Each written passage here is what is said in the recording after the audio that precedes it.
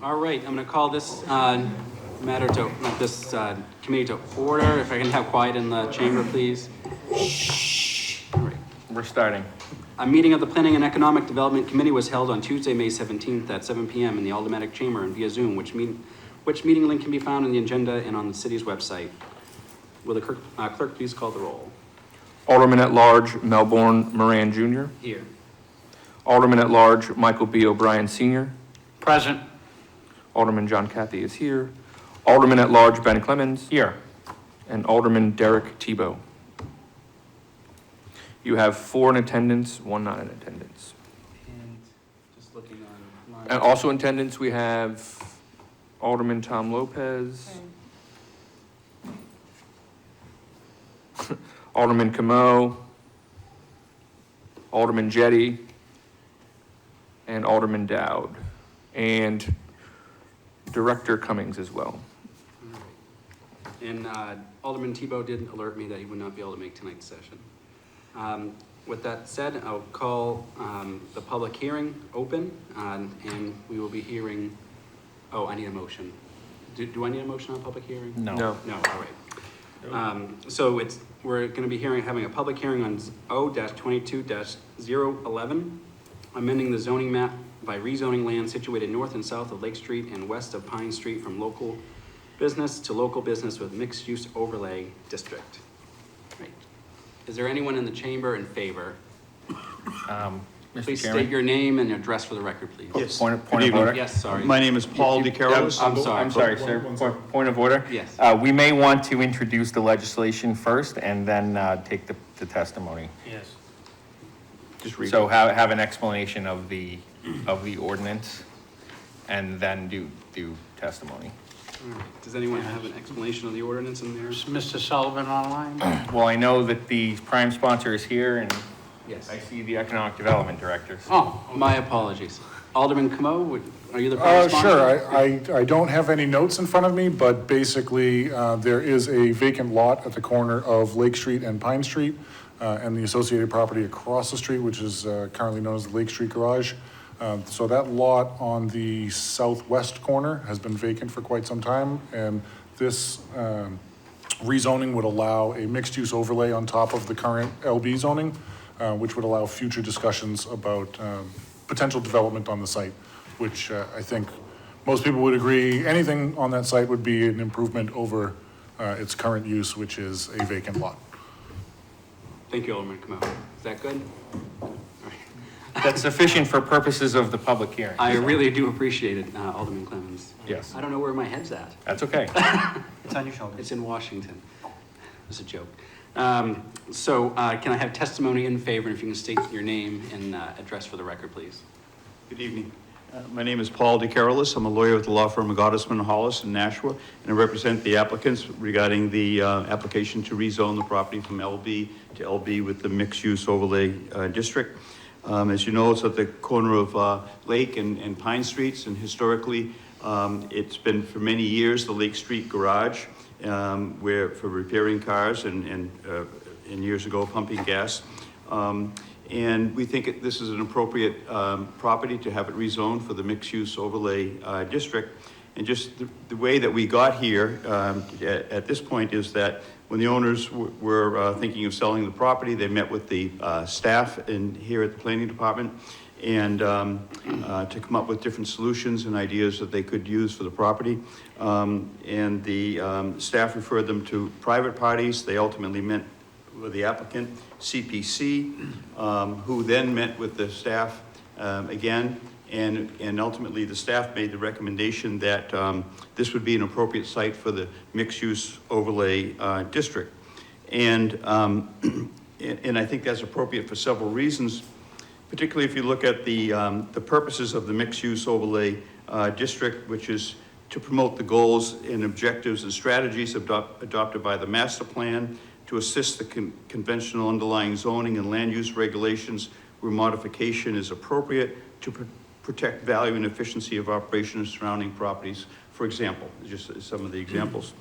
And what it does is that it will open up the property for a variety of different uses, including multifamily, elderly housing, community facilities, retail, restaurants, professional office space, schools, private daycare, nursery, you know, for example. And then once it's in that zone, then it is up to the planning board, who then would make the decisions as far as any waivers or variances needed regarding the underlining ordinances, height, density, and all that. And that's one of the reasons why the staff recommended that this would be an appropriate use, appropriate zone, because there are so many different variances that would be required for any development because of the configuration of the lot. 30 seconds. And the planning board, once site plan is submitted, then would have to take into consideration by ordinance, by the mixed-use overlay ordinance, would need to make sure that the property, the proposed use is, would coexist with surrounding properties, its impact on the surrounding neighborhood, including health and safety impacts, economic and property value impacts, traffic and parking, all, and that it's consistent with the overall goals of the master plan. Some of the benefits of doing it this way by having the mixed-use overlay district is that it's basically one-stop shopping. The planning board has the authority and control under the ordinance to, has the absolute say over the development as far as setbacks, distances, requirements, site distances, that sort.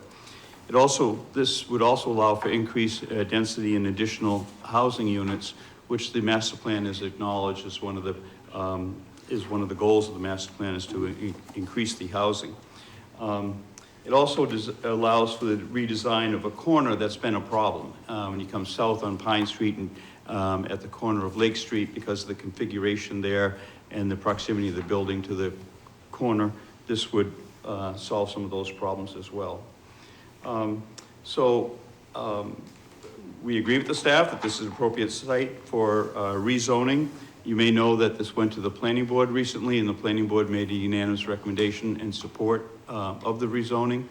And we would ask that likewise that this committee make its recommendation to the Board of Aldermen in support of the rezoning. Thank you. Great, thank you.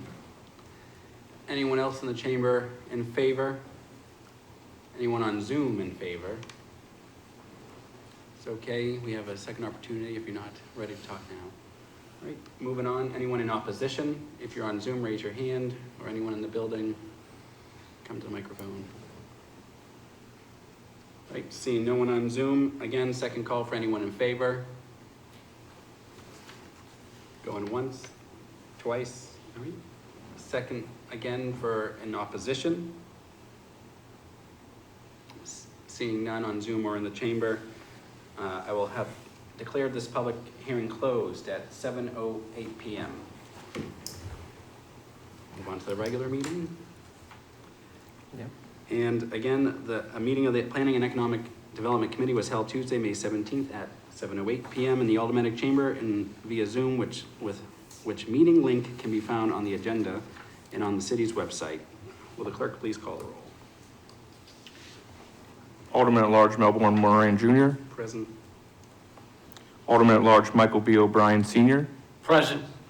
Alderman John Cathy is here. Alderman at Large Ben Clemens. Here. And Alderman Derek Tebow. You have 4 in attendance, 1 not in attendance. And again, for the record, Alderman Tebow alerted me that he wouldn't be able to be here tonight. Also, we have Alderman Dowd, Alderman Camo, Alderman Jetty, Alderman Lopez are also present, along with Director Cummings from Economic Development. Public comment. Is there any public comment? If you're on Zoom and you have public comment, please raise your hand. Anyone else in the building on things that will be discussed tonight? Nope. Communications? A communication has been received from Matt Sullivan, Community Development Director. Referral from the Board of Aldermen on proposed ordinance 022-011, amending the zoning map by rezoning land situated north and south of Lake Street and west of Pine Street from local business LB to local business with mixed-use overlay district LB/MU. There being no objection, I will accept this communication and place it on file. Unfinished business. None. New business. There is none. New business ordinances. 0-22-011, amending the zoning map by rezoning land situated north and south of Lake Street and west of Pine Street from local business LB to local business with mixed use overlay district LBMU. Alderman O'Brien. Thank you, Mr. Chairman. I'd like to make a motion to recommend final passage to the full board. Discussion. Alderman Camo. Yes, thank you. Just to reiterate, this was a vacant lot at the corner of Pine and Lake. Looking to amend the zoning map to allow future discussions about what could possibly be done with that. This rezoning would just loosen up the potential things that we could do. This is not approving or disproving any particular plan at this time. That is something that will happen in the future and involve more discussions. Right now, this is just a discussion on how to zone the land. And it's worth noting that this is one of the last parcels of land in the area that's still light business. A lot of that was light business in years past when there was a lot more factory and mill activity, but almost this entire neighborhood has already been transferred over to residential units. And this would allow the potential for this lot to be involved in discussions about potential residential units in the future. So I think that it's worth this board's recommendation for final passage to the full board. Any other, Alderman Clemens? Thank you. I was really happy to co-sponsor this and to see this come forward because I live in the neighborhood, I live down the street. So Alderman Como and I live in the same area. And when he approached me on this, that this is what they wanted to do, I was eager to jump on board because I think that the potential to do something good with that property can only really exist if we do something like this by changing what's allowed to be there. So I fully support this. I think it's a good idea, and hopefully it can get the recommendation tonight and at the full board. Alderman Lopez. I just also was involved, I was reached out to because my ward is adjacent to it because I live down the street as well. And I think particularly this is an opportunity to improve traffic for pedestrian and vehicular safety, but there needs to be a call to action to do it, and having a development put in that area, the space is not very well suited for any specific uses, but I think by changing the zoning, we triggered a series of events that allows developers to look at the area a little more seriously and hopefully make make investments that will improve the traffic alignment in the area. Any further discussion? Alderman Jay. Yeah, I just have a question. Looking at the map that was, or the maps that were part of this package, it's not clear to me exactly what we're talking about. Is it the, so I'm looking at a map that has like a color code.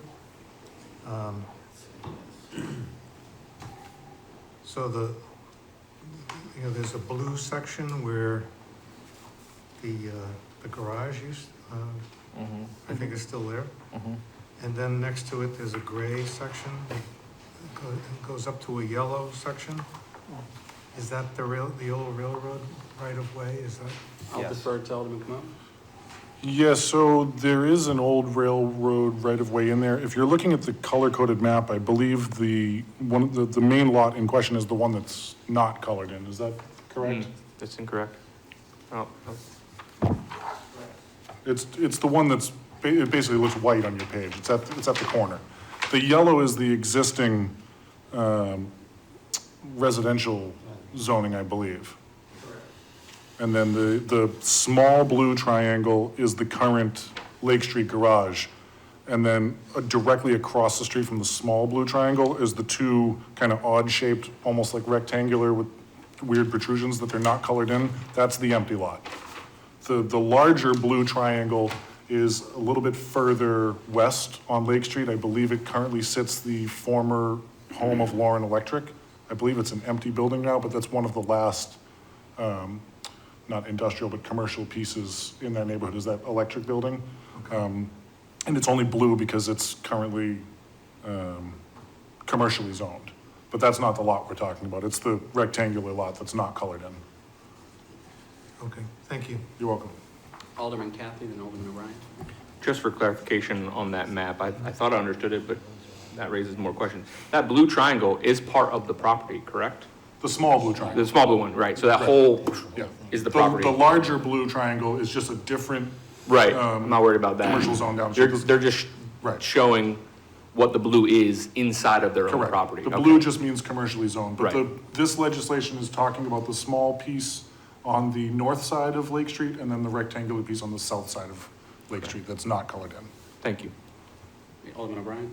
Yeah, thank you. It's just on the rail. It's kind of interesting since my 40 to 50 years involvement in the city, that was part of the Acton line. And if people that are in that particular area, there's down opposite Sarasota in the back neighborhood there is Acton Street, and that's basically where that track went to. Those who live in Ward 9 can see the remnants of the bridge that where it used to cross the Salmon Brook and everything. So it's been abandoned for quite a long time. Just in several of the road beds, the rail beds, there is actually residential housing. So it's been abandoned, so. Any further discussion? Other questions? Was your question sufficiently answered? Yes, thank you very much. Great. All right, with that, we'll call a vote. Do I call the vote? Yes. I think you can just do a voice vote. Oh, Everyone's that's right, here. everyone's, oh, no, Alderman Tebow's. He's not No, on he's Zoom. not good, All yeah, right. everyone's here. All Yeah. right, thank you. All right, all those in favor of passing for final passage of O-22-011, say aye. Aye. The motion carries. All opposed? All right, yes, the motion does carry. All right, tabled in committee. We have a petition on the table, petition for rezoning Gateway Hills off Research Drive, A-798, A-1010, A-1011, A-1008, A-1021. I would like to bring, is Director Sullivan here to We answer? have to, He's in the Conservation Commission meeting. in order to discuss, we have to bring it off the table, right? All right, is Yeah, there a have to motion? have a vote to bring it off the table. Is there a motion to, by Alderman Kathy, all those in favor say aye? Motion to, Aye. All those in favor to take it off the table? Aye. Aye. All those opposed? Nay. The Director Sullivan did communicate with me and Alderman O'Brien that he's hoping that this remains tabled, which we can just make a motion to retable it, because he is making headway with the Flat Lake Company, and there'll be more disclosures coming up in June. That communication came in before the agenda was completed. Maybe after we retable this, we can make a motion to add that in or suspend the rules. that's basically what I wanted to know, if there was any updates, so, that's good, I'm good with that. Yeah, I think if I just want to say, I agree with the chairman on that. Basically, by placing this back on the table, it's my belief, it will allow the people that are in charge to proper negotiate. We didn't really say no to the developer. We strongly encouraged the developer.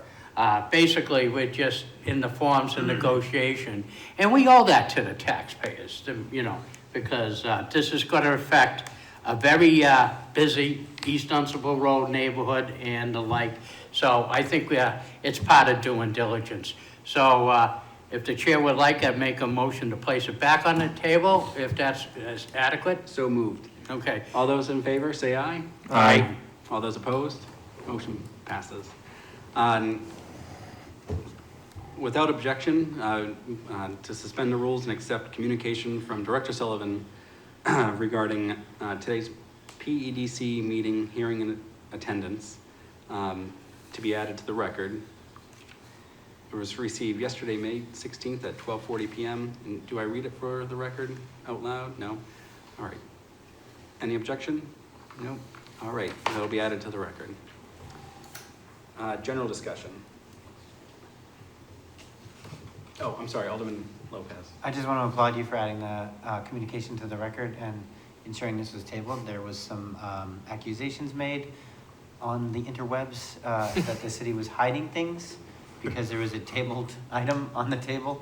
And then that there were updates or developments that were taking place, which, I mean, there's literally a memo saying there aren't. But for purposes of transparency, we kind of have to make that known too. So I appreciate you adding that letter to the record. Any other discussion, general discussion? Public comment. Anyone from the public would like to speak? If you're on Zoom, please raise your hand. Great. Seeing none, remarks by the Alderman. Alderman Camo. Thank you, Mr. Chair. I would just like to thank this committee for its unanimous support of O22-011. I look forward to voting on it at the next full board meeting. Thank you. And thank you for joining us. Any other discussion? All right. I'll entertain a motion to adjourn. So ordered. I would like to, Mr. Chairman, make a motion to adjourn. And all those in favor say aye. Aye. All those opposed? All right. We are now adjourned at 7:21 PM. We'll take a 5-minute break before we transition to the joint meeting.